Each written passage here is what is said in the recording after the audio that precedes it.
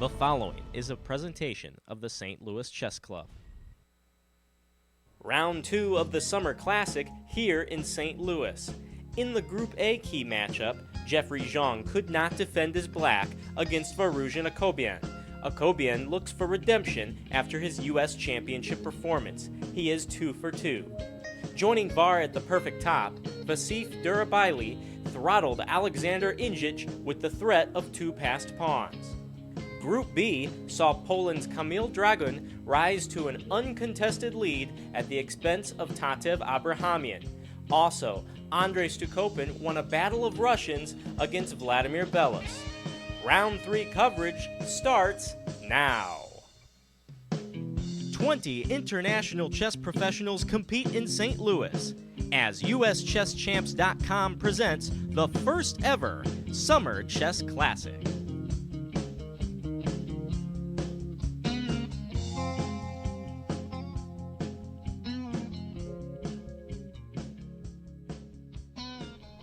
Hello everyone, welcome to the St. Louis Chess Club studio and the 2018 Summer Chess Classic.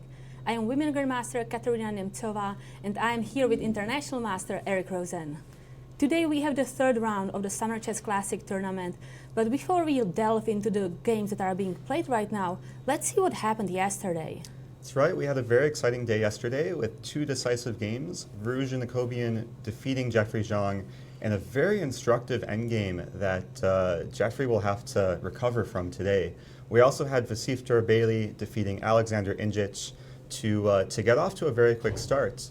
So this takes us to our standings where we have Varujan Akobian and Vasif Durarbayli leading the pack with perfect 2 out of 2 scores. Sam Sevian right behind in clear third place with 1.5 out of 2 points.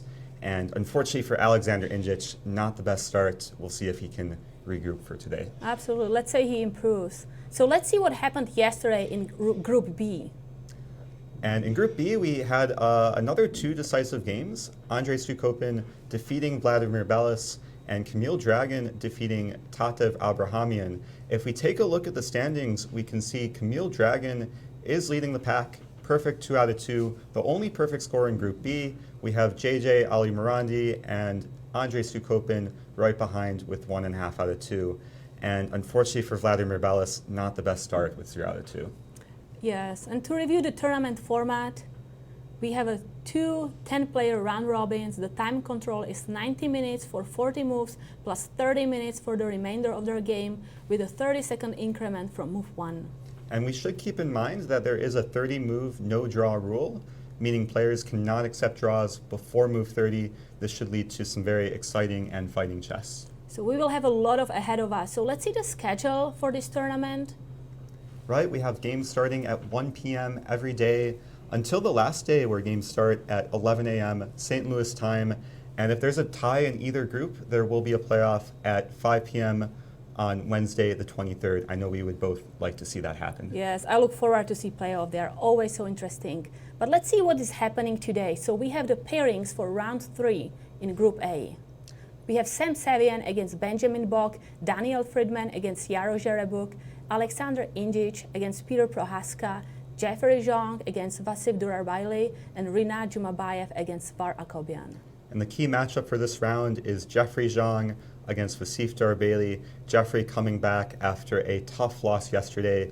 Vasif trying to keep the momentum up with 2 out of 2. Let's take a quick glance at that game and see how the play is developing. We can see both players intently focused on the board. Jeffrey appears to be maybe fathoming the position here. We have a very interesting move that was just played, bishop to c8, putting the bishop on the last rank, attacking the knight on d7. Vasif responded with the move queen d8, and this brings us to the current position where it seems like a very complex battle ahead.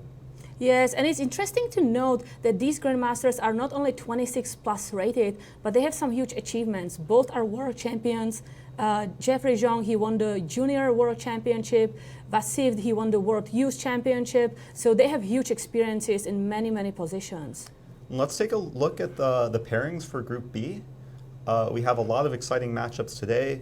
We have Tatev Abrahamyan against Dinara Saduakassova, Josh Riedel versus Camille Dragon, Robert Agasarian against Sergei Matsenko, Vladimir Belis against Alejandro Ramirez, and JJ Ali Morandi drawing Andrei Sukopin in what was a pretty dry and somewhat boring game.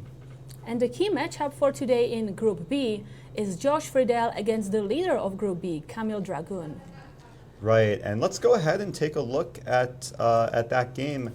We had a very fighting opening resulting from a King's Indian attack.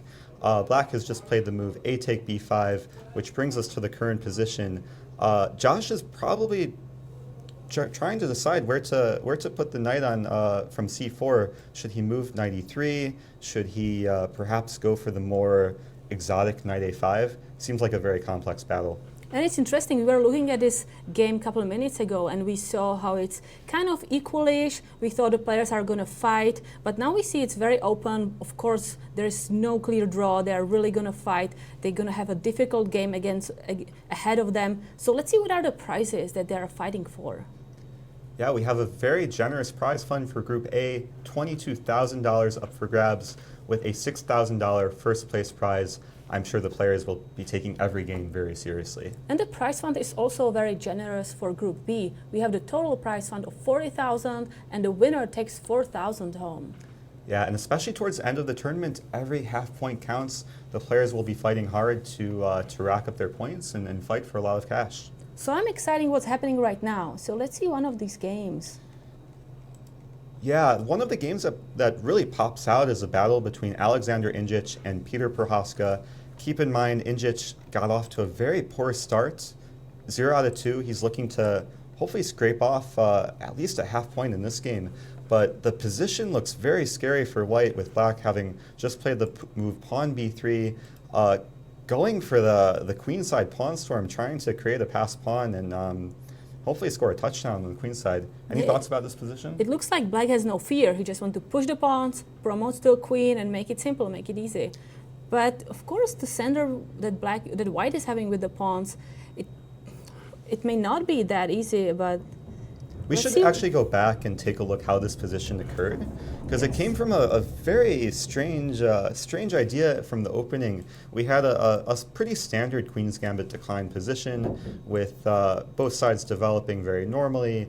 Bishops got traded on e7, and the weirdness started with the move h4 from Indjic, which kind of comes out of nowhere. And if we see how the game proceeded, knight d7, g4, seems like Indjic has no fear, going for the immediate kingside pawn storm.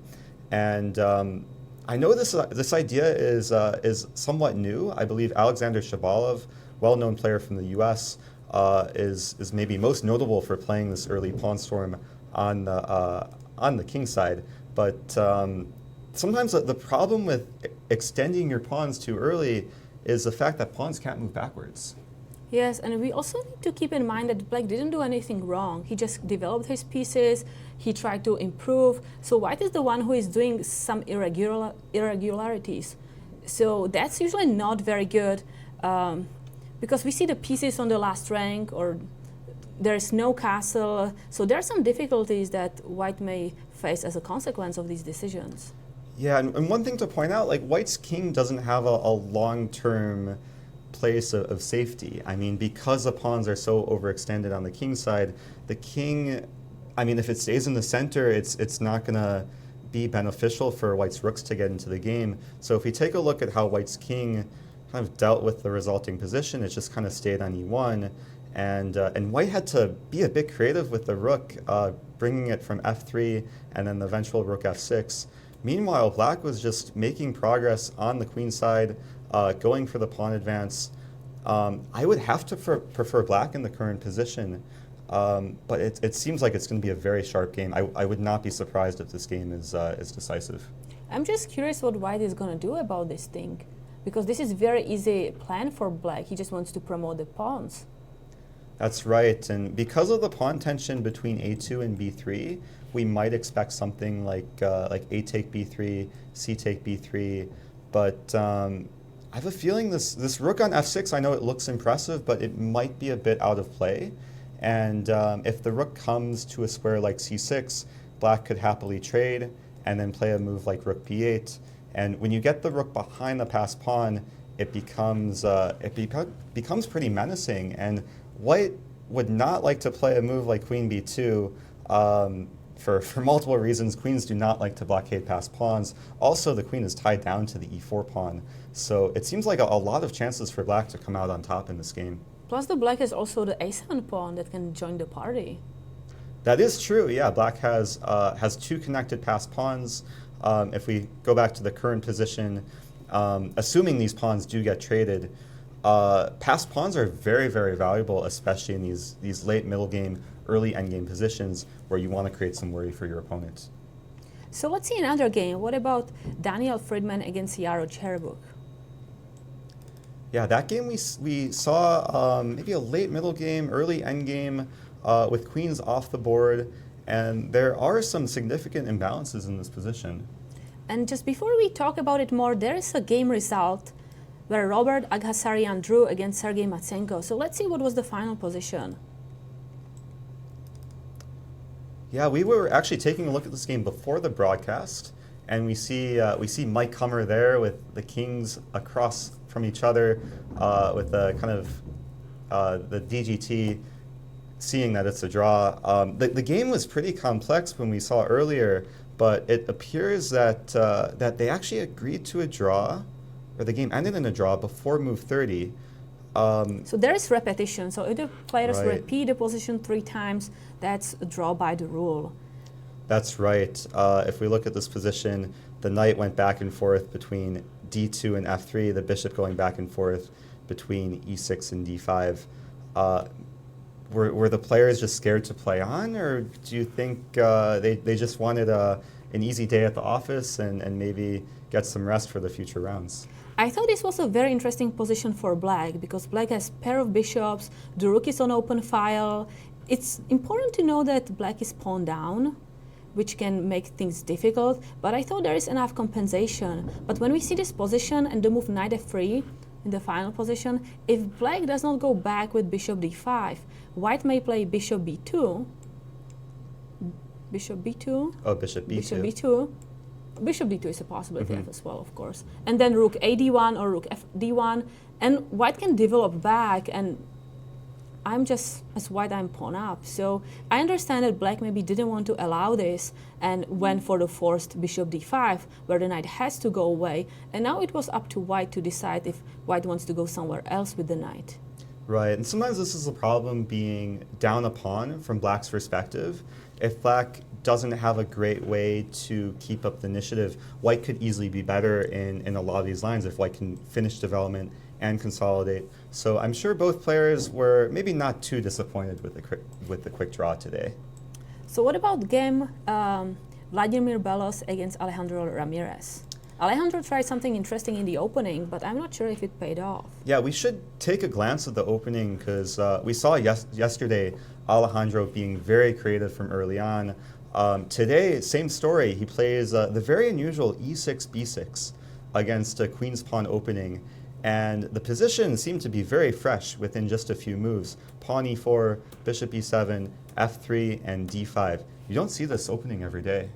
I actually tried to play it once at the European Women's Championship, but then I thought it just too passive, and I decided not to go for it afterwards. That's right. Probably at the very highest levels, it can be considered a dubious opening, but at the same time, it's somewhat of a surprise weapon. I'm sure Bellis was not expecting this from Alejandro, and I do have some vague memories of many years ago Hikaru Nakamura playing some very similar lines at the US Championships from the black side with his e6, b6 idea. And Hikaru, if I remember correctly, won that tournament.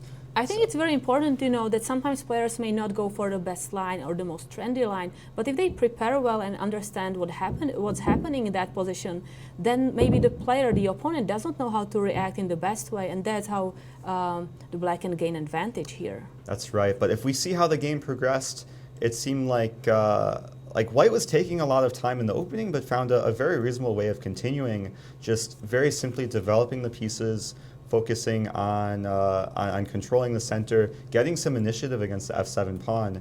And I mean, the position out of the opening just looked really pleasant for White, pretty much fully developed, castled with the half-open f-file. f7 is a long-term target. If we go forward, bishop takes c4, queen takes c4, I mean, the position just appears to be more pleasant for White. White has everything that he can wish for. The king is castled, we have strong center, pieces are developed, the bishop has perfect spot to go to. It's black who needs to solve how to connect rooks, how to get the bishop out, the knight out. White seems to be fine. Right, and black is still, it's already moved 15 in this position. Black still has the majority of the pieces on the back rank. Alejandro is focusing on expanding on the queen side and maybe creating some issues for this knight, given the knight doesn't have too many squares, which prompted White to play the move bishop take b8, rook take b8, resulting in the pin against the rook, leaving the knight safe on c3 for the time being.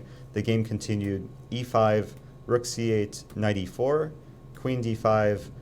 White, of course, wants to avoid a queen trade, given that this king on g1 is much safer than the king on e8. White played the very nice move, queen h3, taking advantage of the geometry in this position, attacking the undefended rook on c8. Black defended with rook a8, and then White went for even more aggression. Knight g5, bishop e7 was played. And this brings us to the current position. Who would you prefer, Katerina? Wow, I'm so surprised. Knight take h7, I mean, it's a pawn up, but these pawns can be so risky to take. So there's a move that happened in the game, knight take h7. Oh, wow. Knight take h7 White played. spent 8 minutes to decide, but at the end he grabbed the pawn, and now he hopes to get the knight back at some moment and be pawn up. It's a very brave move. I mean, Yes. walking into the pin, but this move does have two purposes for White. Not only does it win a pawn, but it prevents Black from castling as it controls the f8 square.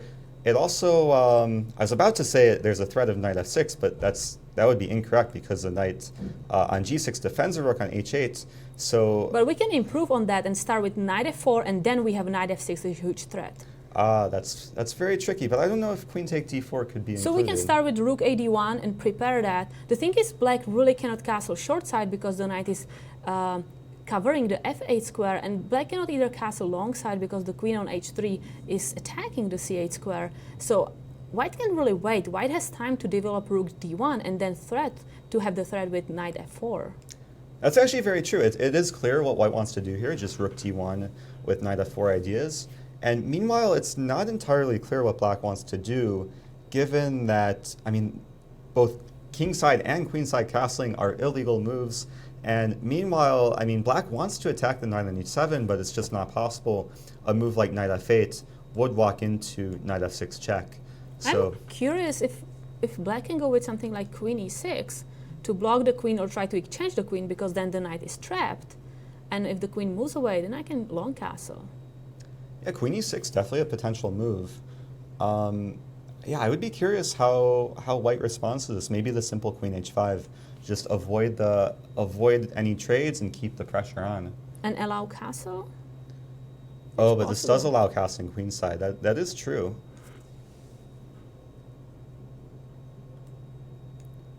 But the computer is not allowing me to castle queenside. I don't know if this is a bug in the system. Did black already move the king? Oh, the rook was moved, remember? Rook takes c8 and rook and rook take a8. b8. So actually, Wow. black is not allowed to castle alongside. Wow, I completely This is forgot why about why that. it helps to see the earlier stage of the game. This rook on 8 has moved a few times, meaning this queen e6 idea does not actually allow black to castle queenside. So maybe queen h5 would be a respectable move. Yes, wow, that's so sad. I wanted to castle alongside. So maybe a move like king d7, at least try and connect the rooks, keep this rook a bit more defended. That can be an option. Or what if we just go queen e6 anyway, king d7? Yes. Sorry, say that one more time. Yes, I think that's exactly what you mentioned, sorry. Uh-huh. Queen e6, king d7, just to connect the rooks. Yeah, it's well- really important to find coordination for the pieces. We'll certainly have to keep an eye on this game. I mean, the position after knight take h7 seems very critical, and I wouldn't be surprised if the players get into time trouble very soon, given that there's so many complications here. And let's see the females fight, how Tatev Abrahamyan plays against Dinara Saduakassova.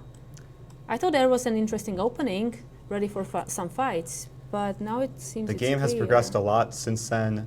The opening, you would be familiar with, Katerina. You played against Tatev Abrahamyan in the U.S. Women's Championship, and if I'm not mistaken, you played the same line from the black side. I played a little different line, but I actually played this line for black and white, so I have a lot of experience with this. And I think it's a very interesting line for black because there are options to play for aggressive play, but also to transition to an endgame. That's right. And if we look how the game progressed, it seemed like it was just a standard opening, accelerated dragon position. The bishop develops to d7, Tatev gains space with f4, and the pieces get traded.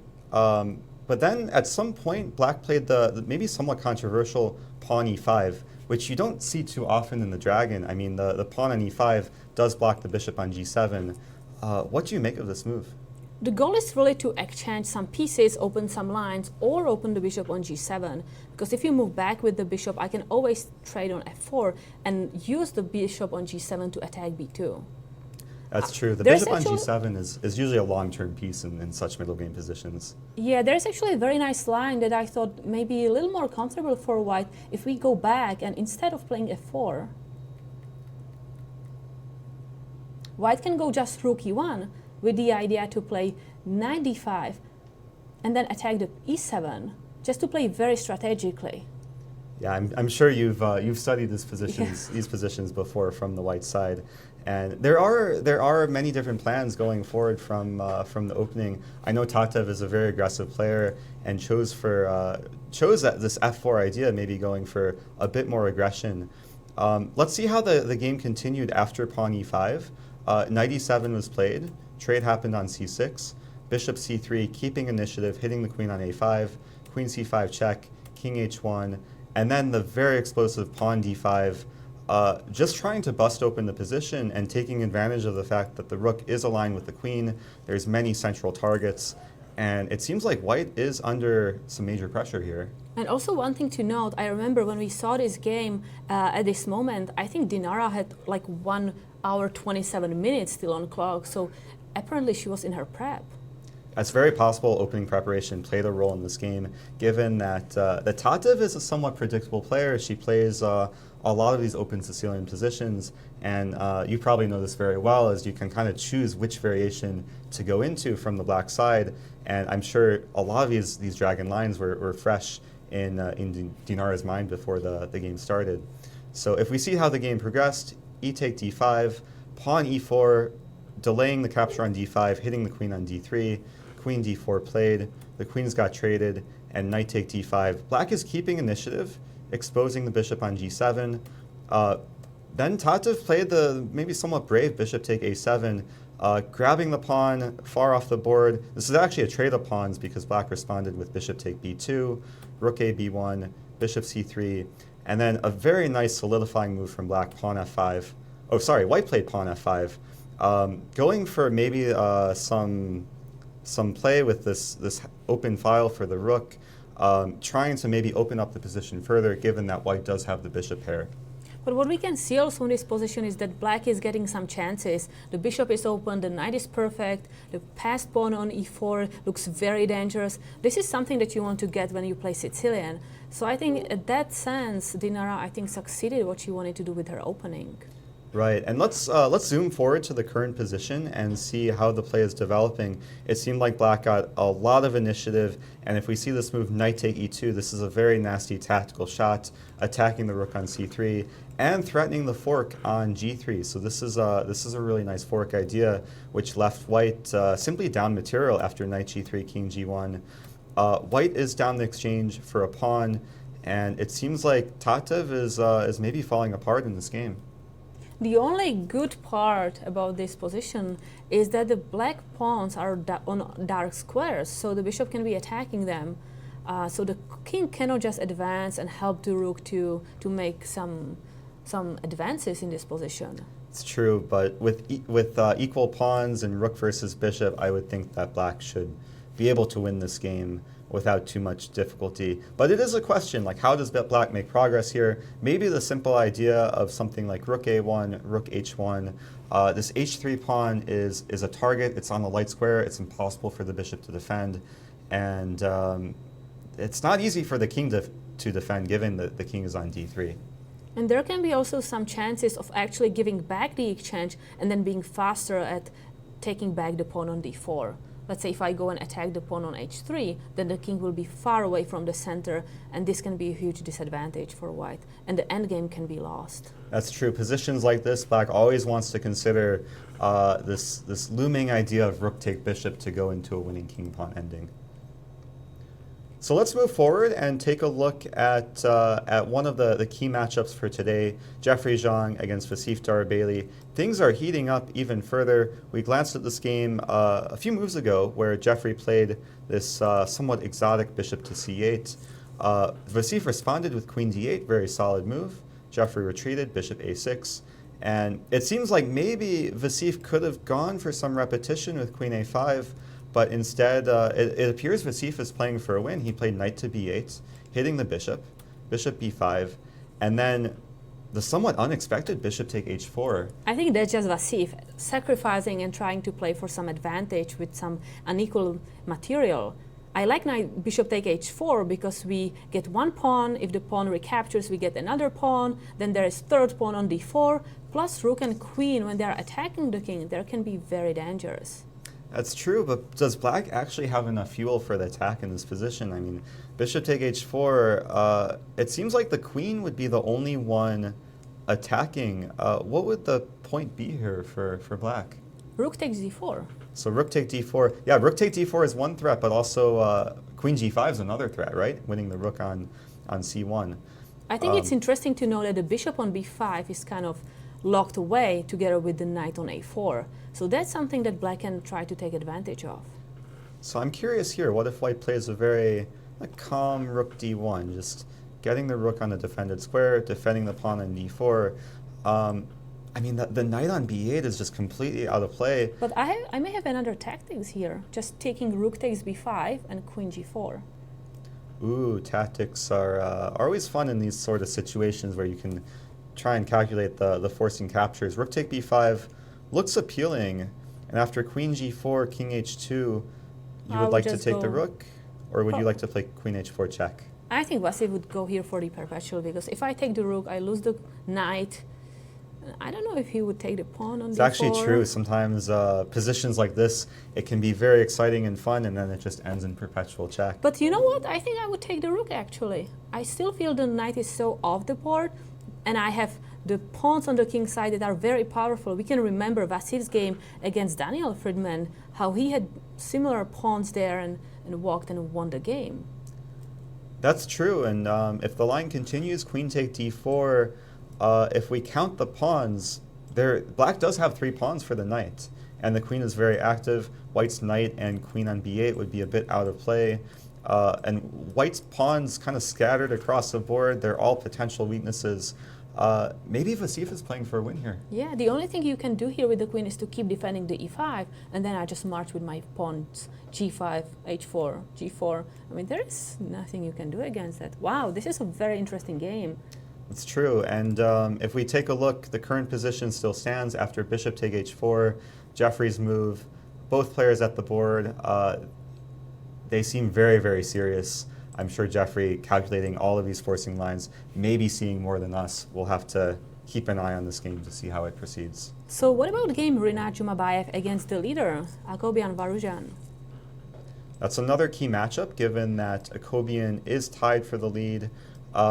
Here we have a more strategical battle, maybe not as exciting as the Jeffrey Xiong game, with queens off the board.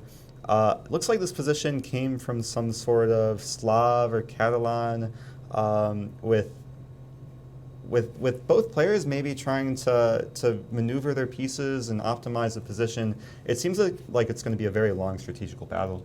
And what do you think about the Capablanca knight on d6? You always like to talk about that. I've been a queen's pawn player for a long time, and the knight on d6 is usually a nice piece that combines well with the pawn structure, especially the pawns on e6 and d5, as the knight works together to control some key central squares.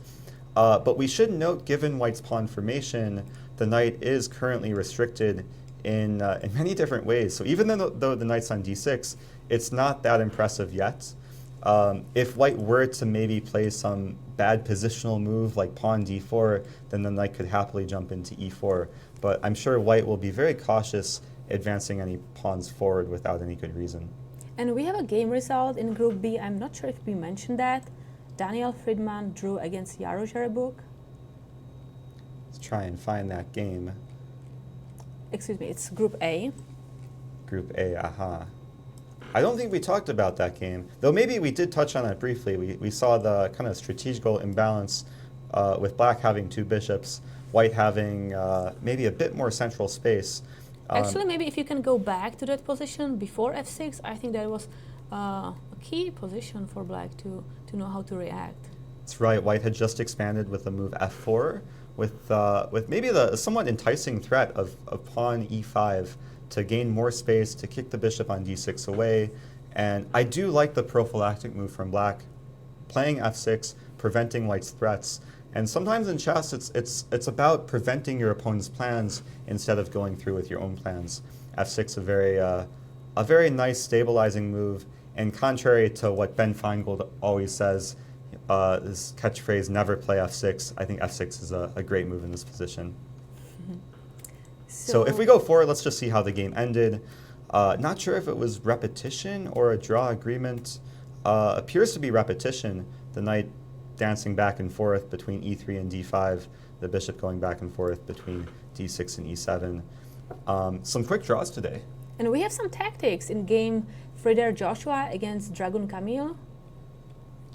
I'm curious, what is Camille, the leader of the Group B, going to do here? Let me just find that game. Josh Friedel versus the tournament leader, Camille Dragon. Bishop d6 just played. Interesting move, given the queen is tied down to defending the rook. The bishop can't be taken. If the bishop is taken, white just simply wins material. So black has to find a reasonable square for the queen. It seems like there are a few candidate moves to consider between queen e8, queen d8, and queen to c8. But most likely, no matter what you play, I'm going to exchange the rooks and take on c5. That's right. We should point out bishop d6 is a fork, given the pawn on c5 is also attacked. Maybe the most logical move for black, well, I was going to say is queen c8, but that doesn't really help. Rook take a8, rook take a8, bishop takes c5. And we have a pawn who is ready to run for a queen. It is equal material, but these pawns, they are very hard to stop. That's true, and sometimes positions like this, you even though it's equal material, you want to play for a win if you have the passed pawn, and especially the bishop versus knight scenario probably favors white in this position, given the bishop can both maybe support the passed pawn on the queen side and control some key squares on the king side. So if that's all for this game, I think we have a nice unfolding of the game Vladimir Belos against Alejandro Ramirez. I think they went ahead with the idea that we were talking about, with queen a6 and king d7. Yeah, let's just go back to that moment when white captured on h7, because queen e6 was played, queen h5, and king d7 Let me just make sure that looks like the right position. Rook AC1, king C7. So instead of castling illegally on the queen side, black had to kind of castle manually, get the king to a safer place.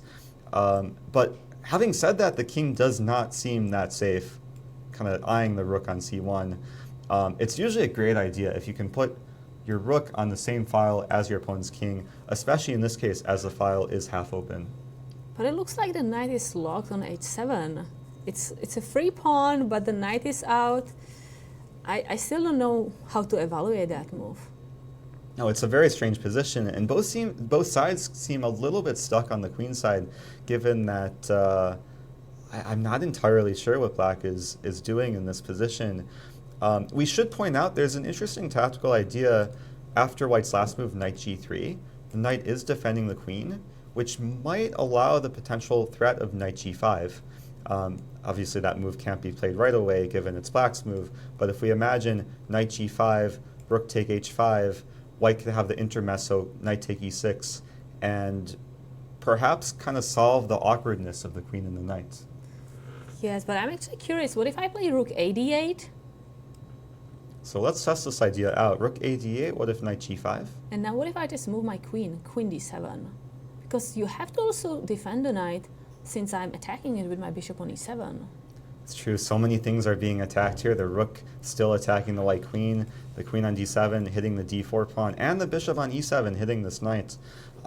This position is all about initiative, and I mean, it seems like black would be the one with initiative in this line, but I mean, the craziness could continue here if we could find a square for the queen. Also, in the worst case scenario, if I don't play queen d7, what if I just capture the knight on g5 and then capture with rook on d4? I mean, suddenly your pawn on e5 is weak. That's true. White's position could maybe crumble a bit quickly, and we should point out this king on c7 does not seem safe, but still the king on g1 is also potentially a big target, given the h-file is half open. I'm curious about this game, what's going to happen here. Alejandro has only 8 minutes to figure out what to do here, and he still has 16 minutes before the time control, before he gets another 30 minutes. That's right, and these sort of positions I don't like to play myself. I like when the position is calm, there's clear positional concepts, but at the grandmaster level, sometimes you have to deal with these positions, and that's why grandmasters, they spend a lot of time doing tactical calculations, doing very difficult exercises to prepare themselves for these types of situations. We do have a couple more moves played in this game. Queen d5 was played, followed by knight f5, so we were not predicting the next few moves. And then Alejandro responded with rook a e8, which brings us to the current position. Has much changed? I mean, there's still this pin. At first glance, I would probably pick white, but it seems like it's going to be a very interesting tactical battle. I have to say that I liked at first the move queen d5 because I'm getting away with the queen, so there are no tricks with knight g5. But for example, after move rook e8 that was played, if I take on e7, oh, you can take with rook because d4 is hanging. Okay, I was thinking that there are still some tricks with knight f6. But actually it doesn't work. So maybe this is a nice chance for black to still keep the knight locked on h7. Right, and like white seems a bit tied down here. Like the knight can't really move. The queen is tied down to the knight. This knight is tied down to defending the d4 pawn. So even though if black doesn't maybe solve some issues right away, it might not be clear how white's proceeding, which makes the position just very confusing for both sides. And I want to know that we are not using any computer analysis, only what we see at the board. So we don't know what's the actual evaluation, but if I was playing this game, practically I would pick black. What about you, Eric? I mean, I would have to pick white. I prefer the extra material, and I like the fact this rook is on c1, staring down the white king. But we have to keep in mind that Bellis had a very slow start to the tournament, losing his first 2 games. He's going for blood in this game, and it seems like he's showing no fear, taking this pawn on h7 and getting a very wild position. But finding the next move, I think this can be challenging. But let's see for the game of Jeffrey Xiong against Vasilij Durarbayli, because it unfolded exactly as we predicted. So now I'm just waiting for the rook takes ba5. Right, we see the bishop was captured on h4, queen take h4, rook d1 defending this d pawn. It is Vasif's move, and it seems like he probably sees this line with perpetual check, and he's wondering if he can go for more in the position. And maybe he's calculating whether to take the bishop immediately or start with the check queen g4, because forcing queen exchange may be not bad for black at all. And forcing the king to already move may be an interesting idea, because white is not forced to recapture the rook on b5. That is true, and we should point out that Jeffrey's time is dwindling. I mean, he has less than 4 minutes left, and Vasif is in a great position where he could bail out for a draw, or he could try and play some nuanced moves to try and prolong the game, and put the pressure on Jeffrey, who still has 7 moves until more time is added. I would be very surprised if Vasif played different move than rook takes b5 or queen g4. I think these are the only moves in the position. That's right, but it's very important when you're playing chess to at least identify a couple options so you do have the choice to make. It's very possible that these moves could transpose into one another, but it's at least important to identify the differences between the moves. Yes, and Vasif has enough time to do that. But let's see what's happening in the Indjic Prohaska game, because we were saying how the pawns are going to march toward the queen, and now the white pawns are marching toward the king. So what's happening this there? This position's crazy. I mean, there's tons of exciting games today. We can see Indjic has continued with his kingside pawn storm. Maybe black has not gotten the play that he wanted on the queen side, and the focus is now shifting to black's kingside pawn structure. This move f5 is looking to tear apart black's shelter for the king. Who would you prefer in this position? I mean, it seems incredibly imbalanced. I still feel that the king on g2 is very weak and the pawn is ready to promote.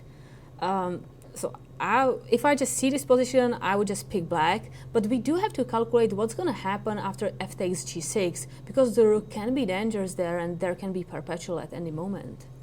That's true, and we should point out a move has been played, pawn c3, trying to shift the focus back to the queen side. And sometimes double-edged positions like this, you want to try and keep the focus on the side of the board where you have the active play. In this case, c3 hits the rook with tempo. I'm sure we can expect a move like rook c2, although maybe the rook would not be so happy on c2, being confined to passivity rather than going for active play against the king side. But we have to keep in mind, if the rook doesn't go to c2, if a move like rook d6 is played, black is going to score a touchdown on c1. Yes, I was looking at some variations, maybe pawn takes g6 to sacrifice the rook. Oh, that's pretty crazy. So pawn takes g6 here. Pawn takes rook, queen take h5. But the issue is that the pawn on e4 is hanging. Otherwise, I would be okay with black trying to support a promotion on d1. But queen takes d4, that's the end. Unfortunately, the king is too exposed. And that's the problem with white expanding all of the kingside pawns. It does leave the king pretty naked on g2, and it's very possible in many of these lines that the white king could be a target that gets attacked. So probably white has to play rook c2, that's your idea? I would think rook takes c2. I'm sure there's maybe some calculations with f take g6, but rook c2 seems necessary, which makes it seem like black should have some upper hand here, though there's still the question how to deal with this threat of f take g6. I'm wondering if I can play instead of rook c2, rook a2, with the idea that at one moment I don't want queen takes e4 to be a fork at the king and the rook. I see what you mean. And the rook is more active on a2 as well, and it does control c2, so maybe it's not entirely necessary for white to blockade the pawn and keep it on a slightly more active square. But again, players don't have that much time. They both have around 10 minutes, and they have to make 8 more moves before the time control. So we can expect crazy things happening here. That's right. And we should go back to the Jeffrey Xiong game, because there have been some more developments. The line that we were discussing a long time ago has actually played out on the board. I assume black did take on b5 deflecting the queen from defending the rook on d1. And after the dust settles, king g1 has been played. Both players seem still focused on the game. Jeffrey has actually gained some time on the clock. He's above 4 minutes. And now it's Vasif's move. And Vasif is debating probably whether to take the perpetual with a move like queen g4 or play for more. My guess is he's going to play for more. Now we can mention that Vasif is our former teammate at Spy's team, and we know how aggressive he is, how he always wants to win. So I think he's going to play some h4 and try to win, because the knight is still locked on a4. The queen has to defend e5, so there's no reason for us to try to play for a draw. I think white is the one who will try to find perpetual with somehow getting the queen to f6, although it's just impossible. And I will say Vasif is not only aggressive in chess. He's so aggressive in soccer, in basketball, even in ping pong, and he's not the type of person to be competitive with, and he takes his chess very seriously. He goes by the nickname the Tiger. So he's a dangerous player, and I could certainly envision him playing for more here, given the h-pawn is a passed pawn, white's pieces are out of play. It probably makes sense to try and prolong the game a bit more and put the pressure on Jeffrey, given that white seems a bit tied down. The pawn on e5 is still weak, along with the pawn on b3. Seems like black has everything to play for. I think Jeffrey is in a very difficult situation here. I wouldn't want to play this position for white, and I wouldn't want to play this against Vasif with white. I think this is a tough juice to drink. But let's see what's happening in the game Jumabayev, Rinat against Varakobyan. We have some new moves here. And that's another very important matchup of today, given Var has 2 out of 2, tied for the lead, and it still seems like a strategical battle. I'm not sure if too much has happened since we last left. There was a trade of rooks on c8, but other than that, the structure hasn't really changed. White trying to optimize this knight, brings it to f3, king e7 played, brings us to the current position. I'm not too excited about this game. I don't know if there's much to talk about. It's very possible that there will be developments later, but it seems relatively static. Maybe we can mention the double pawn in black's position, which is not weak because it's controlling important squares. It's blocking white from advancing on the queen side, and white cannot play anything like b3 or b4 because the rook on a8 would immediately capture the pawn on a3. So the double pawn is actually stopping white from advancing, and when we see that white has pair of bishops, of course white wants to open up the position, but it's just not clear how to do that. That's right, and we should keep in mind, that's a good point about the double pawns. Double pawns are not always a bad thing in chess. While they can sometimes be weak, they do create more open files in this position. If we notice, black has both the half-open A file and the open C file, while white can only try and utilize the open C file. So the double pawns probably give some benefit for black, given that they can't easily be attacked by white. Yes, but we are not so excited about the game, so let's move on. I think interesting new moves we have in game Indjic against Peter Prohaska. Alexander is actually going for some tricks as I wanted to, sacrificing the rook, but I'm not sure if it works. And that's group A, correct? Correct, yes. Wow, so rook c2 was played. And yeah, the position is opening up. The players are getting lower on time. Let's go back to after c3, rook c2 played, g take f5, which really just destroys the pawn structure for black, leaves the pawn on h5 hanging. White seemingly very happily took on h5, and now there's some mating ideas with rook h6 looming. And there is also the idea that if queen takes e4, I can move the king, let's say h3. Actually, h3 probably not. Let's say g1. The idea is that if you take the rook immediately, I can have perpetual just by playing rook g6, training it off, and there's no way how you can get away with this. This might be the theme of the day. Some crazy attacks liquidating into perpetual check. It's not the most exciting finale, but it's a common occurrence among these incredibly sharp positions, especially where the kings are weak. And I wouldn't be surprised if either white or black bails out with some sort of perpetual check. But when I now look at it a little deeper, I'm curious what's going to happen after queen takes e4, probably king g1, and something like rook c6, just trying to avoid the perpetual checkmate, perpetual check. It's an interesting idea. So you're saying that maybe black has some play for a win here. Rook c6, preventing rook g6, maybe going for the trade of rooks. And we can see that black's king is being kept safe for the time being. White's king's still very naked on g1. That's not a bad idea. Wow, some g6 white can play right now. g6, going Because all out. I can even sacrifice the rook, like black can go ahead and go queen d4 to capture the rook on f6, but there is checkmate after. So queen d4, let's say I move the king, king h1, you queen takes f6, and I have amazing checkmate for queen h7. The mate on h7, it doesn't care. It doesn't matter how much material you're down, checkmate ends the game. So g6 is a pretty creative move.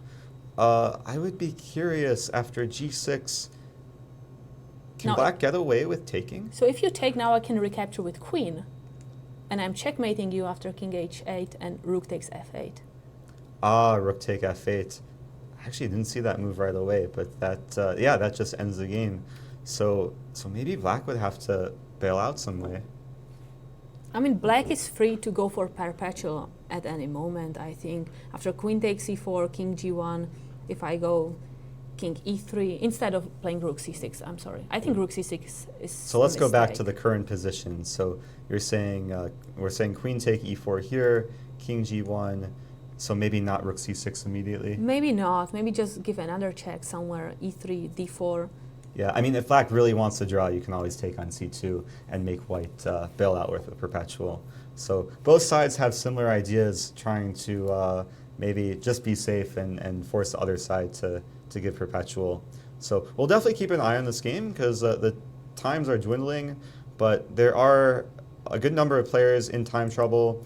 A game that catches my eye is a battle between Tatev Abrahamyan and Dinara Saduakassova, which seems just about over, given the pawn on g2 is about to queen, and some plan like rook h1 and g1 queen just seems unstoppable. Unfortunately, I think this game won't have any more moves. I think the game is over because I can always help, the rook can help the pawn to promote. So if something like bishop g1 happens, I can just play rook h1. Yeah, bishop g1 doesn't solve anything.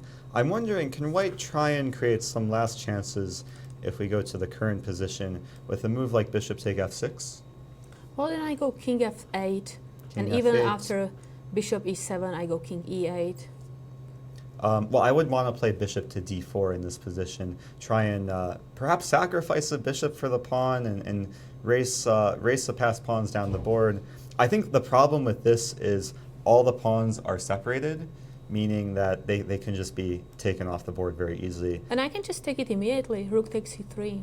I don't think Oh, there's rook much takes you can c3 is do a very about that. nice move. Yeah, rook takes c3, and the king will very easily defend against these passed pawns. Yeah, this is just seems over for Tatev. That's a little sad. But let's see what's happening in the game Belos Vladimir against Alejandro Ramirez. There were so many moves played. Wow, the position has transformed a ton since we last looked at it.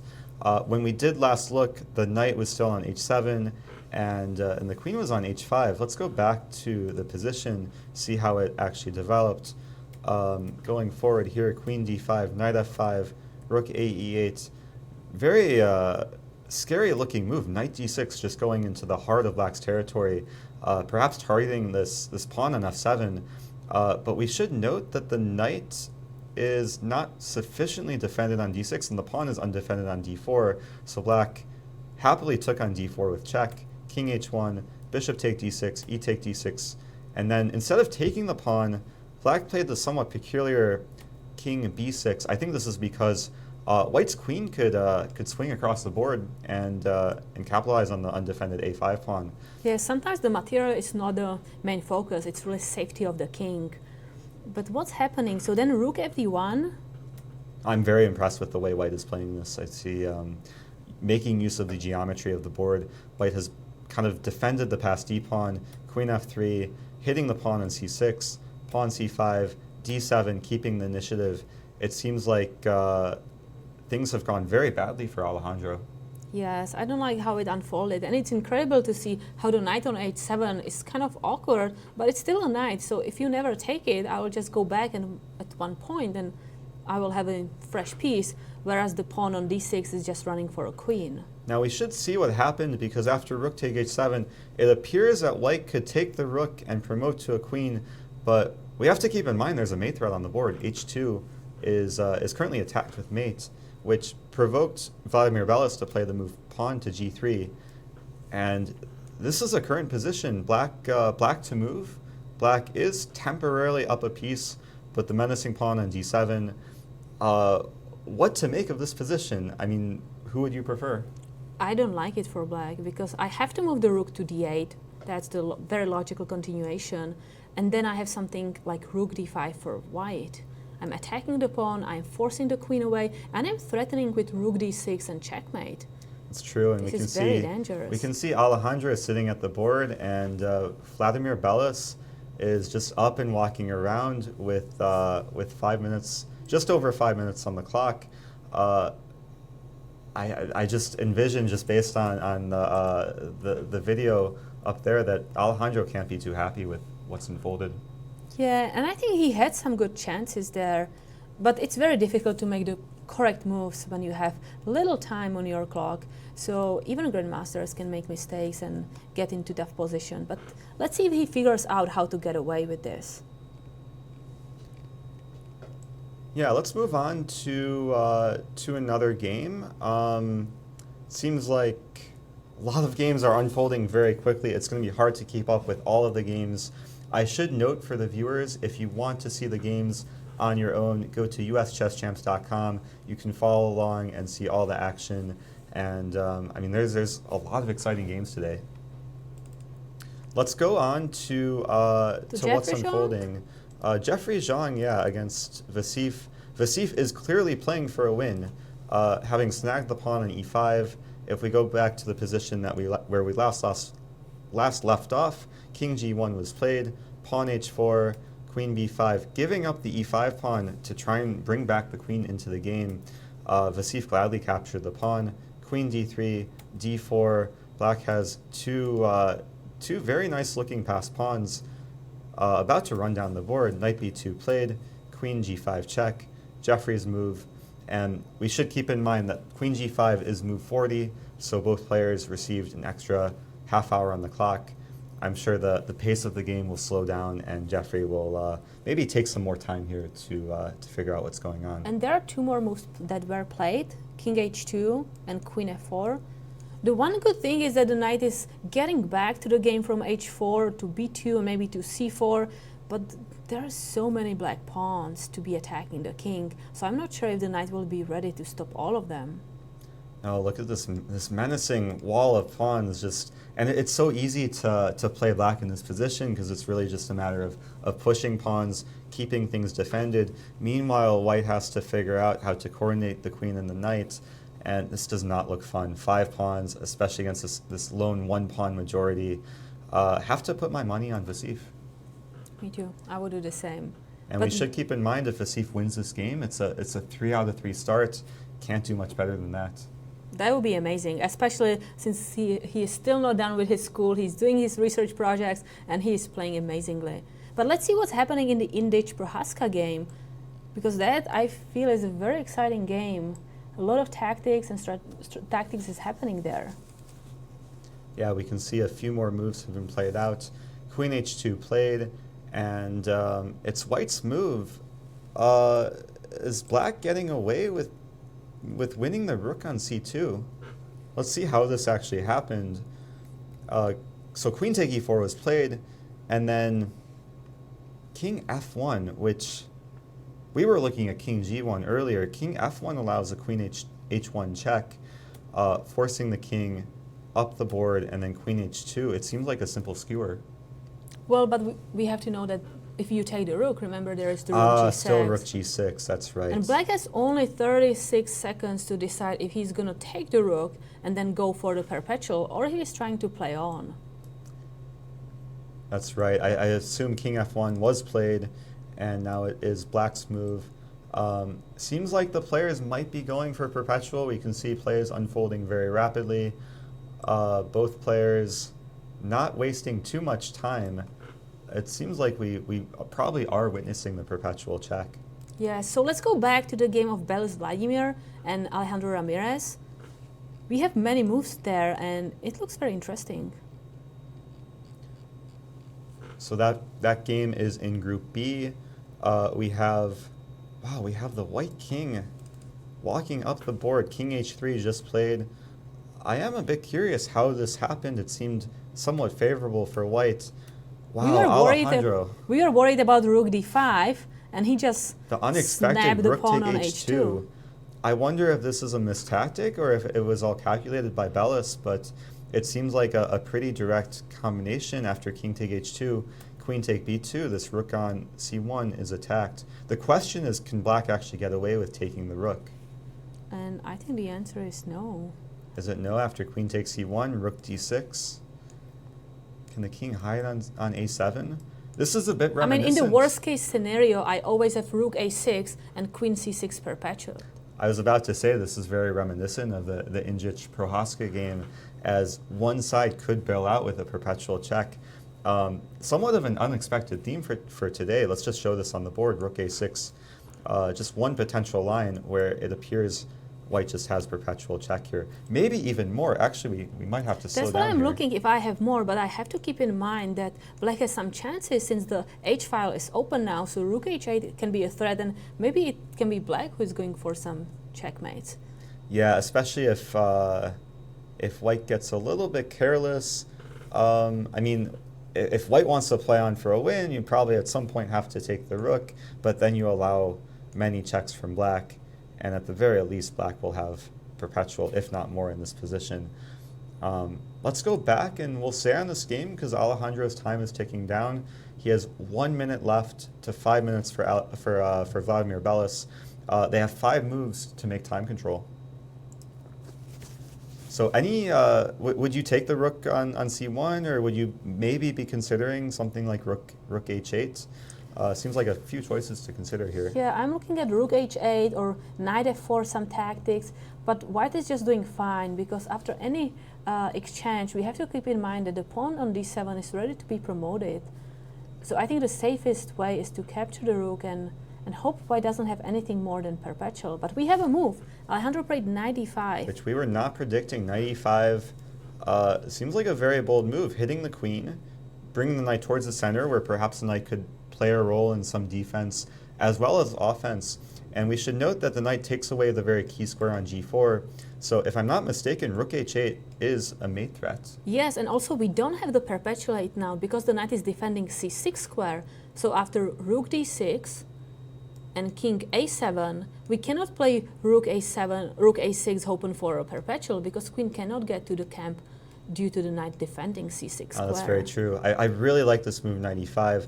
Alejandro played it without too much time on the clock, and we can see now Vladimir Belis is thinking with his hand brushing through his hair. He looks to be under stress. Yeah, but he has 4 minutes, so that's a lot of time to understand the position and see what's happening. So let's see if we can understand it here, what to do with white. So rook h8 is a threat. I have check on d6. What are other moves that I can do here? I'm just in awe with this knight e5 move. It's doing so many things at once. It's threatening mate, it's attacking white's queen, it's stopping this perpetual check idea. I mean, I would be very scared as white. Can you maybe bail out with rook take e5? But that doesn't seem too promising. I mean, rook take e5, just queen take e5, and we should keep in mind black has the extra material, and d7 could be very easily falling in many lines. Wow, this is amazing move, knight e5. And Vladimir Belis still kind of playing around with his hair. You can sometimes tell when players are nervous or not too comfortable, they start fidgeting around, especially in time control. Belis has less than 3 minutes and 30 seconds left. Still, 5 moves to be played until time control. I wouldn't be surprised if the game is decisive before they hit move 40. Yeah, I mean, knight e5 is a fascinating move. So let's give Vladimir 3 minutes to think what he's going to do next. He's just played a move. He's played rook d6 check. Very forcing move. Alejandro has now two logical options between king c7 and king a7. We were talking about king a7 earlier. We didn't really consider this move, king c7, which has been played. Hitting the rook on c6, pressuring the pawn on d7. Now it seems like everything is going wrong for white, given that that the rook is now attacked, the queen is still attacked, and there's a mate threat still on h8. What to do for white? I think Alejandro may be walking with a point today. Though we should note the pawn on c5 is hanging, and this is a type of position an engine will crunch through very quickly, but for us mere humans, we have to maybe investigate the key lines. Let's investigate this move rook takes c5, because it could lead to some immediate trades. Just to note also for our viewers, we have a result. Tatev Abrahamyan unfortunately lost to Dinara Saduakassova. So that's right, and that game was expected for Tatev to go down. Tough result for Tatev, having a very long fight yesterday, falling apart in what should have been a drawn endgame, losing today. She'll have to regroup and try and be disciplined and fight back for the later rounds. That's what we have to remember. These players, they really fight every day. Yesterday she had like 5-hour game, I believe. So then to fight another one the next day and be ready to do your best, it is very difficult. But hopefully we have still 6 rounds to go and there are a lot of points to grab. That's right. It takes a lot of physical and mental stamina to play these very long games of chess. And also you just need to get a lot of sleep too. I mean, don't stay up too late. Go to bed early and focus on some of the external factors that can influence your performance during the game. And we will have a guest in the studio, so we will take a short break and be back with you. A moment comes in chess when you need to test yourself at a different level. Chess24 Premium offers the tools that you need to reach your maximum potential. From hundreds of interactive video lessons to becoming part of the Chess24 community. You can analyze with friends or coach your students live. You get 24/7 coverage of chess news and events, access to premium analysis and commentary, and the chance to interact with grandmasters and other top players and coaches. Get advice from the best and even challenge them to a battle. Be the best chess player you can be. It's time to level up your game with Chess24 Premium membership.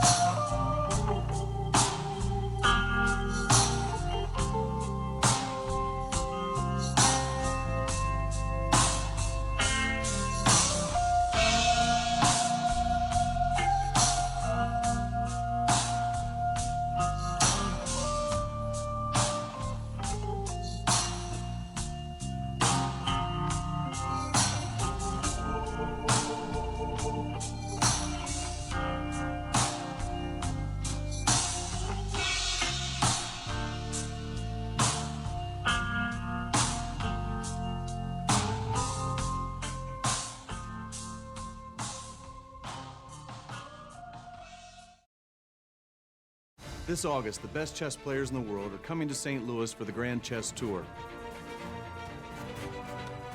The St. Louis Rapid and Blitz and Sinkfield Cup tournaments will feature the world's best right here in St. Louis. St. Louis Chess Club is celebrating its 10th anniversary, and these tournaments will be a highlight you won't want to miss. For tickets and more information, go to stlouischessclub.org.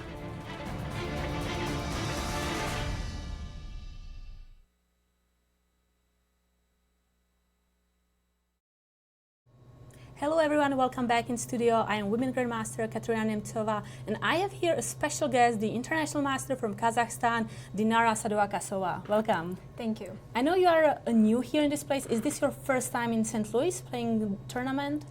Yeah, actually it's not also the first time in St. Louis, but also first time in USA for me. Oh. And how do you like it? How do you like this place? How do you like United States? Well, I think it's great. Everything is great, especially accommodation and the tournament hall and even the snack bar. Everything is so perfect. I really like this tournament. Perfect, I'm happy you enjoy it. So let's look at the game. What are the key moments? You played Sicilian. Was that your preparation for this game? Yeah, actually I prepared this variation. And so we have a I saw dragon her variation? game, yeah. I saw her game on the Prof Chess League. Mm-hmm. So, yeah. That was my preparation until the move, So I prepared everything here. Oh wow, so the preparation Yeah. was really deep. We were noting during the analysis that I believe here you had like 1 hour 27 minutes. 24 actually. Oh, 24, Yeah, wow, 24. okay. So it was, are you copying anyone's games or is that a new game that you just prepped at home? I think it's a new game I just prepared, yeah. Because here, she played e5 before, and her opponent had advantage after d, e, f, e, and then just... So you saw this game, Yeah. takes. And just knight h5. After fe, yeah, knight h5. And I think it's a big advantage for...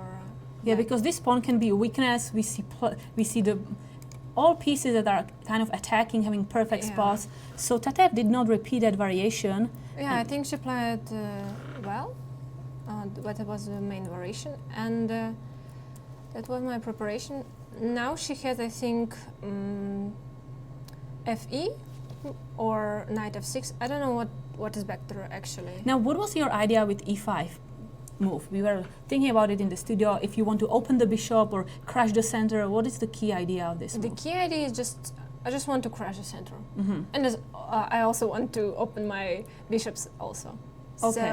So knight e7, 97, yeah. king h8, knight takes Knight c6, c6, b takes bc. c6, bishop c3. Bishop c3, queen c5.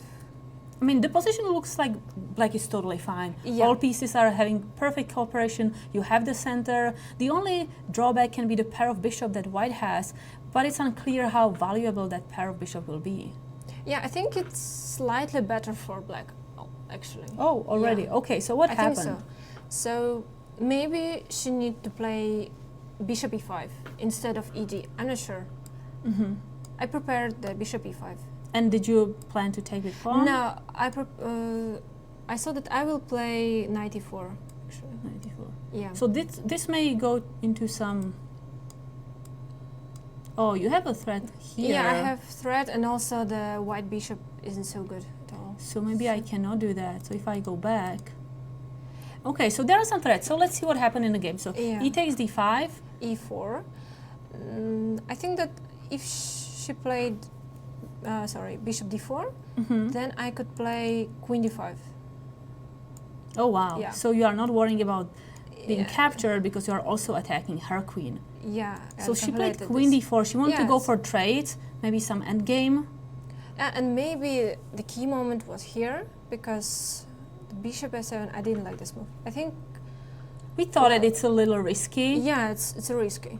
So, So you would take on g7 instead. yeah, taking on g7, king g7, and maybe here just to play rook a d1. It looks a very natural move. Now, this does look scary for a practical game, but it's not maybe such a big issue because Yeah, we just because trade Take, and just rook e1. rook e1. And suddenly the knight has to do something, has to go back. this pawn can be weak, so probably knight f4. Now we cannot take immediately. Yeah, but just king h2, I think, and it's okay for black. Okay. It's for white, sorry. So maybe it's better for black to play just f5 instead of knight e3. And I think also it's fine. Yeah, Well, it's not a big advantage. I think it's more look like equal. But that's usually the goal for black. You want to equalize and then have chances to push. So that f2 on a7, a rather risky move. So I played bishop b2, rook b1. Maybe here is better to play rook d1, but then I will play f5 and looks like it's better. Okay, so rook ab1, bishop c3, f5. Well, that's an interesting move to kind of yeah. not allow you to make the pawn chain. On the other hand, it's losing some tempo and giving you some space. Yeah, and also I have maybe something like knight f4 after g5 in some variations. So did you feel comfortable in this position already, or how did you evaluate it during your game? Yeah, in this position I feel very comfortable. So and you had also time advantage, which helps you at least psychologically, if not chess-wise. Yeah, of course. So here I thought maybe it's also fine to play bishop d2. Okay, I thought that if knight f4 is winning exchange, then I should play this move. I also calculated rook f4 gf. Oh, that she would sacrifice the rook here. g4, rook c3, rook d2, bishop f3, e2, bishop f2, e1, bishop e1, rook e1, king h2, and in this position I saw rook e3, and I think it's winning. So you think that white could try this in order to try to build a fortress, but then there is this tricky move rook e3, which that's unfortunately attacks the bishop, because we have to keep in mind that the pawn is pinned and attacks the rook, and whenever there is a trade, that's pretty much game over, right? So yeah, I calculated this variation and I thought that okay, I can play knight f4. So instead she took on c3, and now you are on exchange up, and it looks like an easy win. Yeah, but then I think I made some mistake here. Okay, it's so this was played. Now you went after the h3 and pawn. here I don't know why I played c5 actually. Well, I should play. What do you think is the better move? H5 king f7, just f7? king f7, and after king c6 is just h5. Yeah, so you It's don't want to absolutely allow winning. the king to kind of get closer. I think Grandmaster Dvoretsky always said like a body check, not to allow the king to get closer. Yeah. So c5 was. It's not so big mistake. I still have a winning position, but well, it's not so easy as it was after king f7. So king knight c5, and then just h5, but it still looks like black is going for a win. Yeah, but or do you think it's white a little could bit have risky. improved somewhere? Well, yeah, she played good move, king d5, and well, it's still winning, I think. But here, I think I shouldn't play king h6, because after bishop d4, rook c3. So king h6, bishop d4. Yeah, rook c3, f6. I think it's a little bit risky for black. Oh, so why we are actually going for promotion? But after king f8, it looks like everything is safe. After king f8, it's absolutely winning. Perfect. Well, congratulations for a nice game. Thank and you. I have a couple of questions. I know you from. We played, I think, 3 games at World Junior, Olympiad, World Teams. I'm curious about chess in Kazakhstan, because you happen to have a very strong team in these events. And at the Olympiad, I think you grabbed the 2nd spot at one moment. Actually, we took 6th place at Olympiad, So, how is chess developing in Kazakhstan?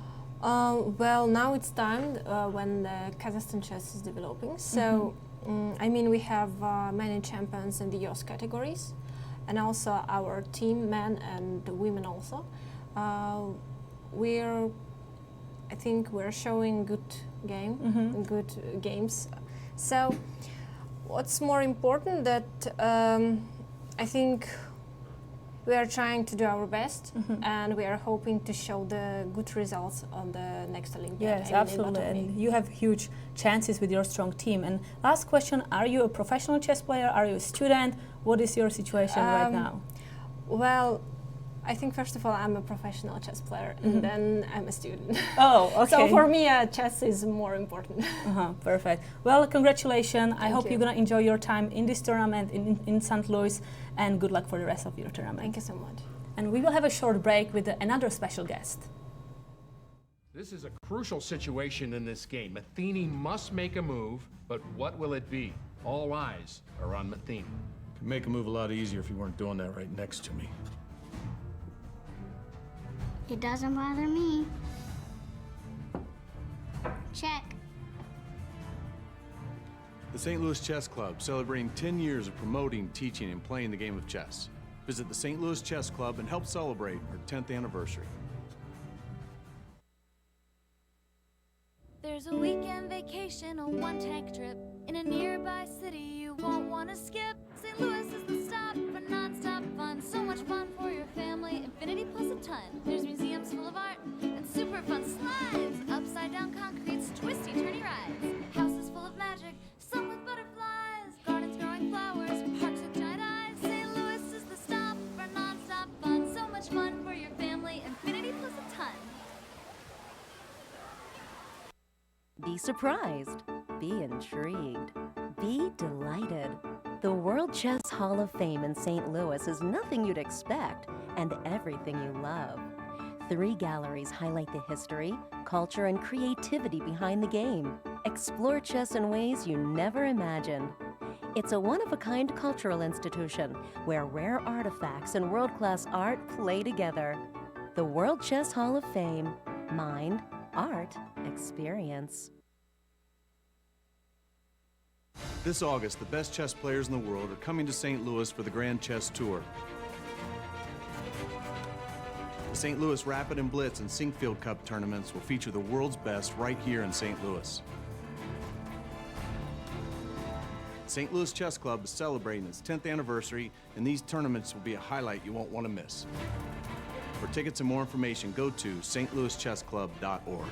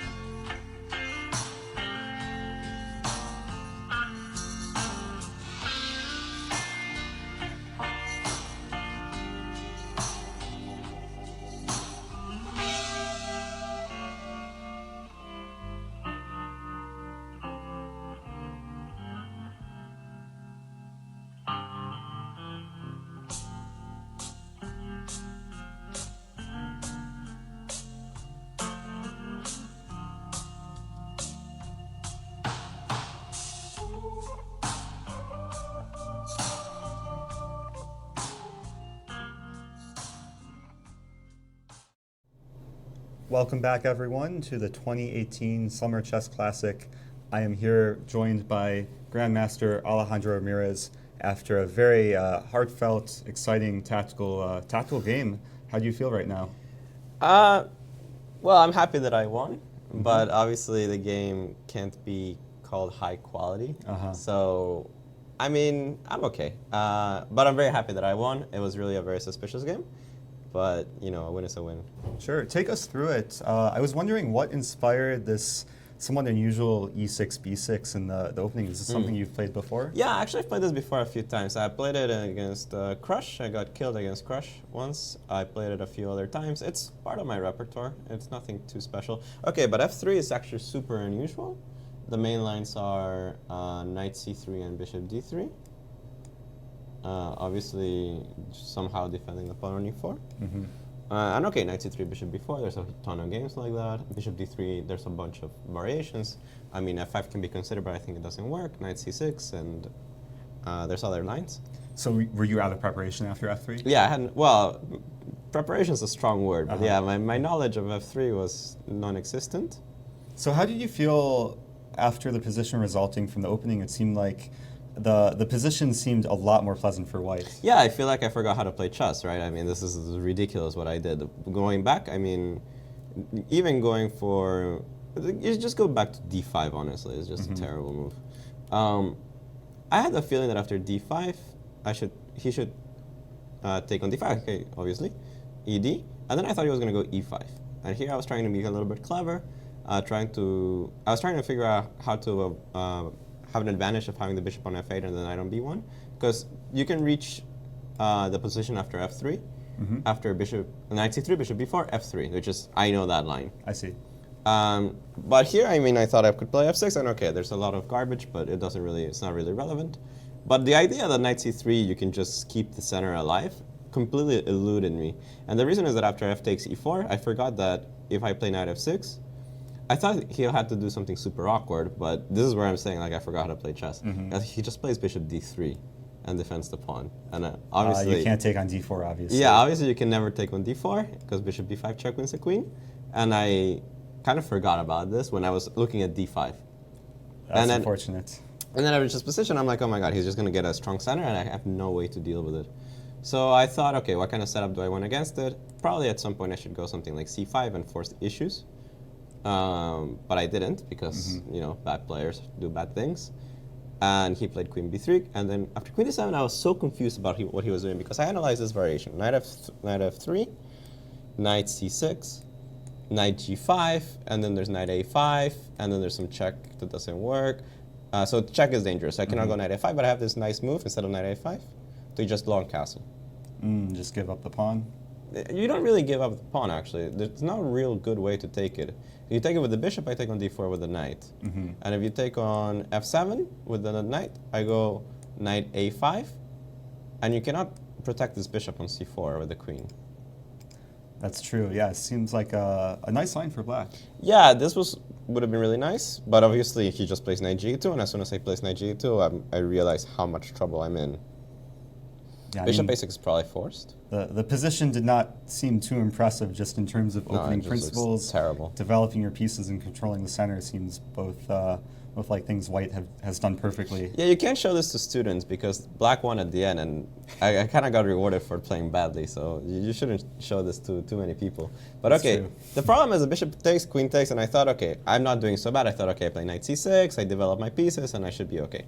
But knight c6 just loses to rook takes f7. Ouch. So simple tactics. Simple tactics. So I realized at this point that I cannot develop any of my pieces.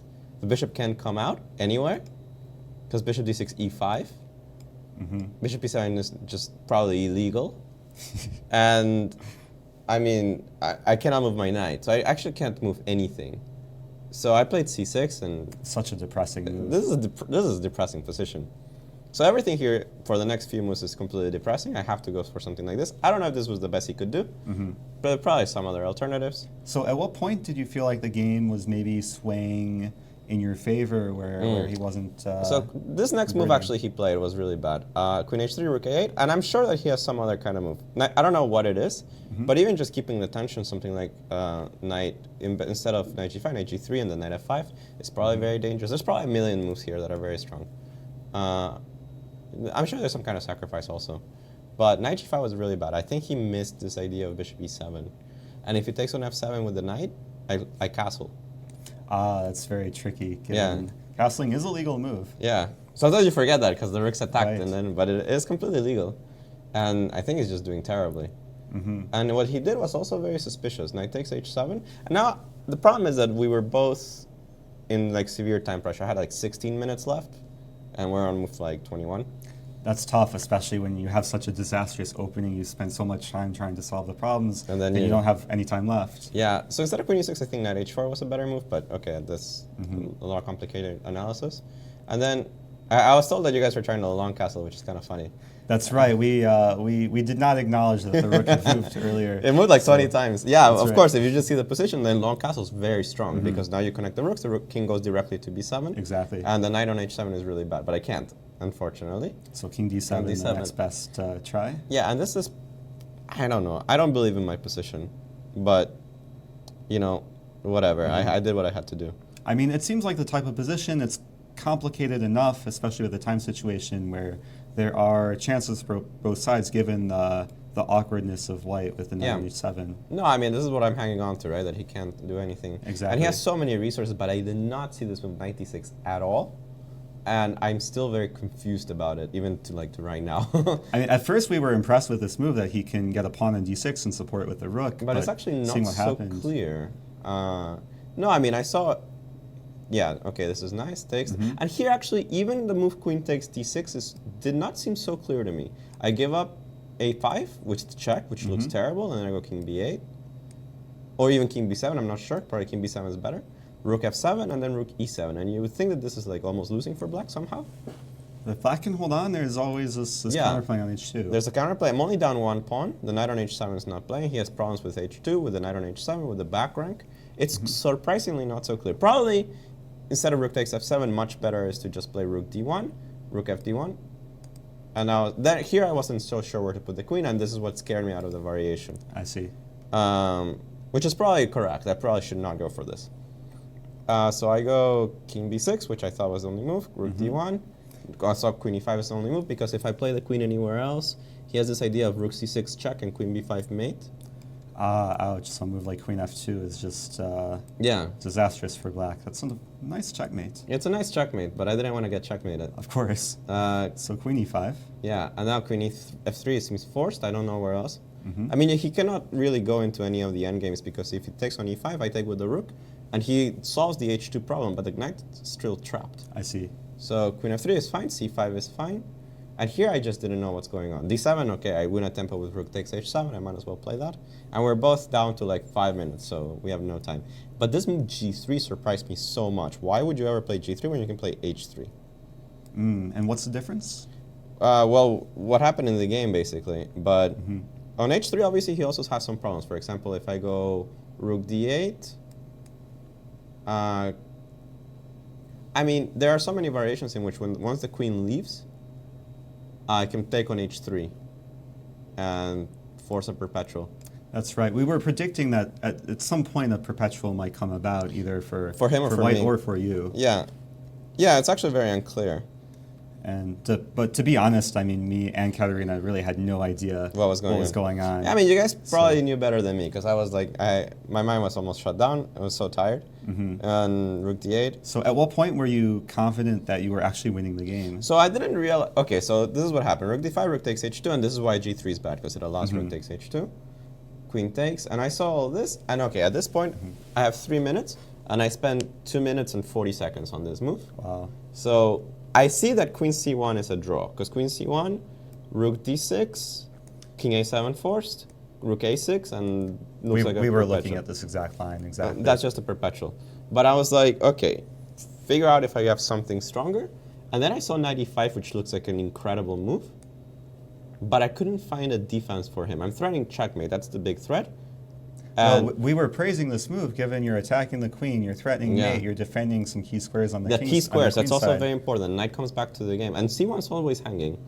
And I actually did not find a defense for him. So, with 20 seconds, I was like, okay, 95. It's such a difficult move for white to deal with in time trouble. And I still don't think he has a defense. I haven't checked it with the computer, but I don't know what he can do. And we haven't checked it with the engine either, so we'll have to, I'm sure you'll go on at some and check point. it out. The computer's going to be like +10 or something. Just crunches through the position. But I actually have no idea. And here after 95, I felt really good because I couldn't see a defense for him.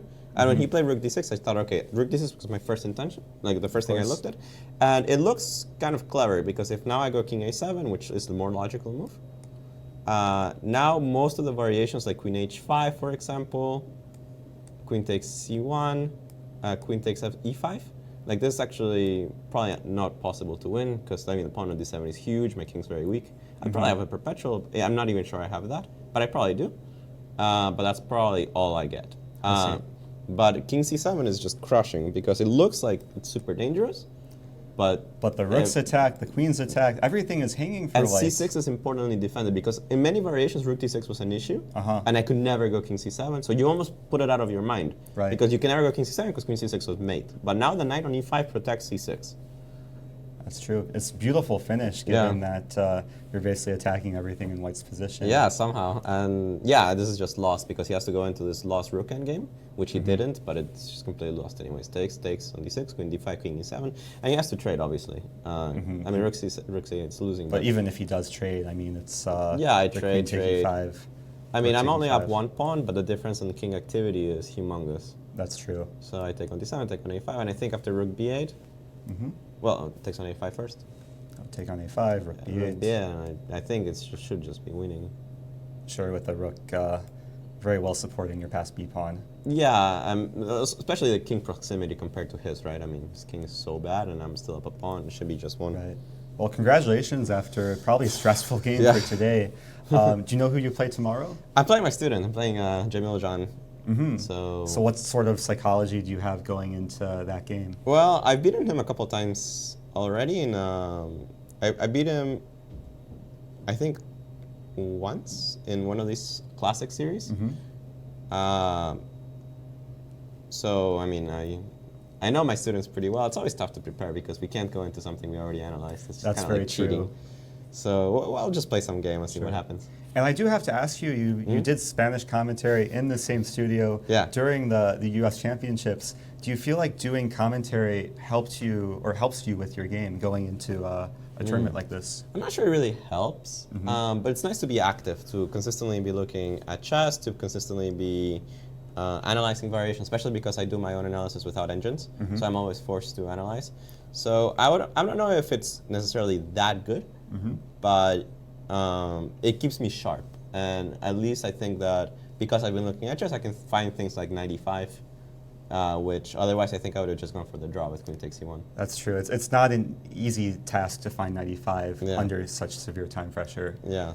Well, congratulations. I'll let you go. Best of luck throughout the tournament. Oh, thank you so much. You're welcome.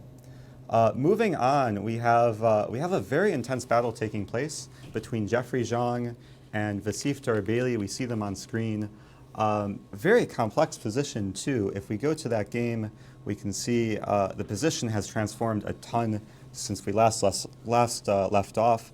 Let's actually see how the game proceeded.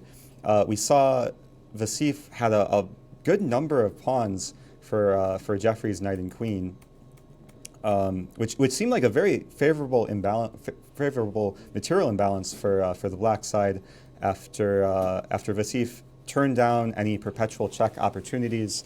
Pawn h4 was played, and let's zoom forward to the current position. For black, it was just a matter of pushing pawns and especially optimizing the square for the queen. And after e5, we can see black's pawns are looking incredibly menacing. A very nice kind of mini pawn chain here. We can expect moves to be played very soon, like pawn f5. And let's zoom forward even further. There's a nice kind of pocket of safety for the king. I see queens were traded on g4. After f take g4, it's now a knight and 2 pawns versus 1, 2, 3, 4, 5, 6 pawns for black. Very big imbalance. I'm joined now by Katerina, who is back. Let's get to the current position. Any thoughts about what's happening here after the current position, f take g4? Let me just refresh my computer to have the correct. I think we can expect queen take g4 here. Yeah, the knight is defending the pawn, but it's kind of difficult to be both defending the d pawn and defending the 2 pawns there. Can we? So there was a move played in the game, knight to e5, check, slowing down any progress that black can make on the king side. But now it seems like black can very simply play king f4 and perhaps support the passed d pawn with a move like king e3. And I think that even if the knight, let's say, is sacrificed for all three pawns there, then if the king captures on b3, the a pawn can be running, and anyway the endgame can be won. That's true. There's some maybe long-term possibilities where Black's king is simply more active than White's king and could be closer to this queenside pawn on b3. So probably king e3 is going to happen. So, well, White has to choose a square for the knight. Do you think maybe Jeffrey would go for a move like knight g6? I think that's what happened, yes. Knight That's g6 what happened, was knight played. g6. And now there's some debate for Black. Do you move back to g4, or do you go all out and support your d-pawn? We should analyze this variation after king e3, because it looks like what you were saying just now, after knight take h4, d3, knight f3, Black can very simply play d2, and the resulting king-pawn ending should be simply winning for Black. So what if Black doesn't go knight f3 and try to check maybe knight f5? So let's go a little back. King e3 here. So king e3? Knight take h4, d3, maybe knight f5. I mean, I need to try to get some time. Maybe if you play king d2 here, then I can recapture on g3 with a king, and I have some extra tempo. That's true, and tempo is incredibly important in positions like this, where you don't want to waste any time, especially pushing a passed pawn down the board. I could imagine perhaps a move like king f4, escaping any potential checks, attacking the knight and threatening d2.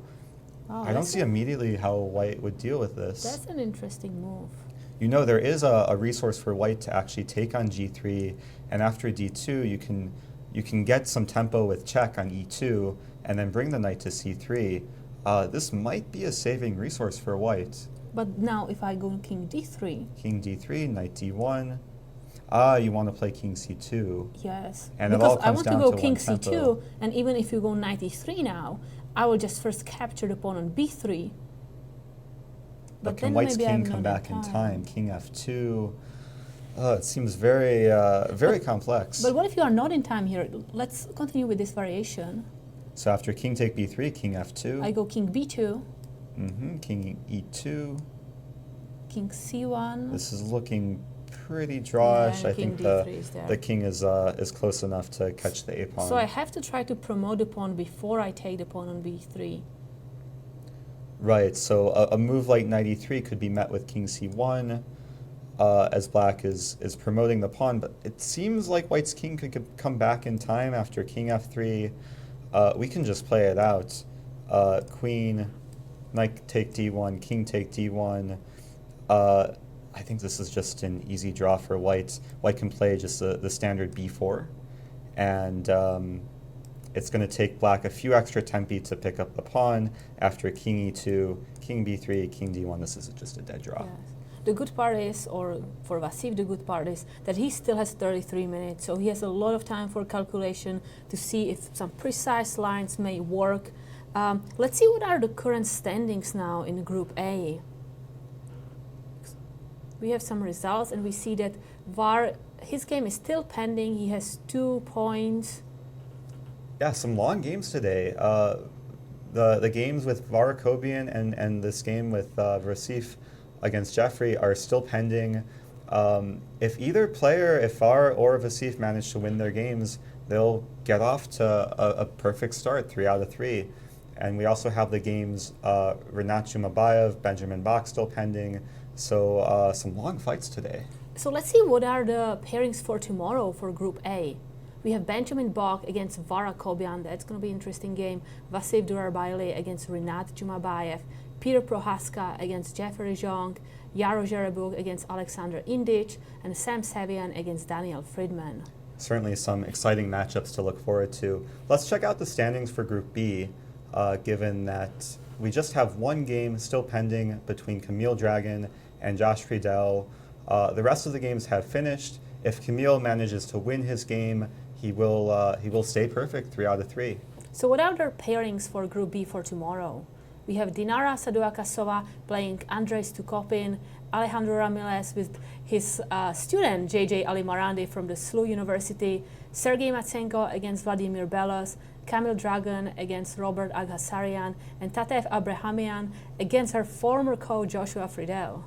Well, we saw a lot of exciting matchups today. A lot of still exciting chess going on. If you want to follow the games, you can go to uschesschamps.com And we will be back tomorrow for round 4, starting at 1 p.m. Central Time. The broadcast will start at 3:30 Central Time.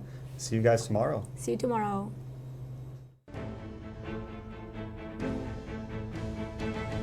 This has been a presentation of the St. Louis Chess Club.